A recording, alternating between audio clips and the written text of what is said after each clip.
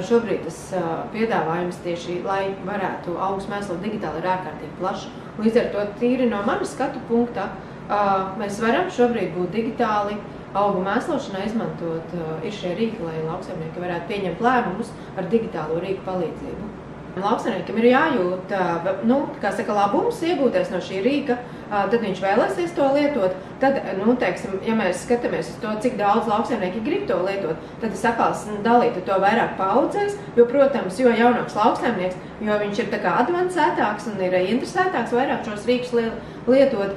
Protams, lauksaimnieki, kas pieraduši lēmumus pieņemt ar tradicionālām metodēm, tad tur atkal viņi ir jāiedrošina, jāpārliecina, jāparāda, kāds varētu būt labums no šī digitālā rīka, un tad, protams, arī viņi vēlēsies lietot šos digitālos rīkus kā lēmumu pieņēmēji atbalsta rīkus. Mūsu pusē ir novērojama paudžu maiņa, kas 90. gados ir sākuši strādāt, tiem tagad jau sāk strādāt bērni, kas ir 25+, un tad tas jau palīdz, jo pieredze ir pozitīva. Uzskatu, ka ir jāizmanto, tā ir nākotne. Un pats arī es izmantoju dažādas sistēmas, un tas palīdz viennozīmīgi. Esam šajās darba grupās un tiekamies ar lauksaimniekiem.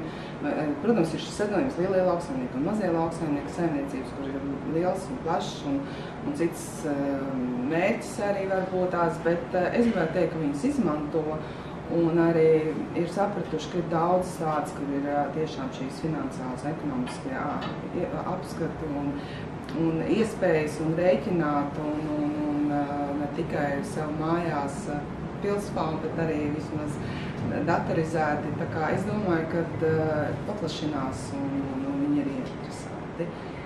Darbojos ar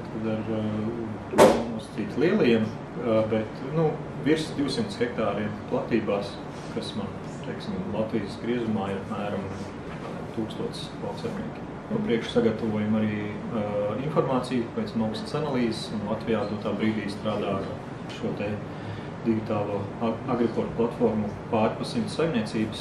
Esam analizējuši pāri 200,000 hektāru lauku, lai tas viss tiktu pēc tam realizēts kā recepte, lādēts traktoros, un traktoros ar elektroniski katrā lauka nogabalā sadalītu un sabalansētu varības elementus, ieskaitot sakaļķot pareizi.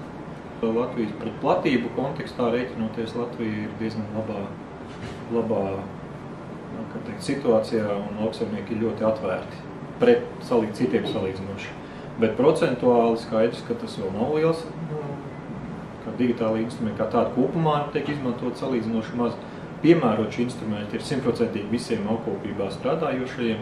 Tas nozīmē, ka vietu priekš un izmantošanas iespējas vajadzības īstenībā ir lielas, bet uz visu pārējo pasauli Latvija ir ļoti labā vietā.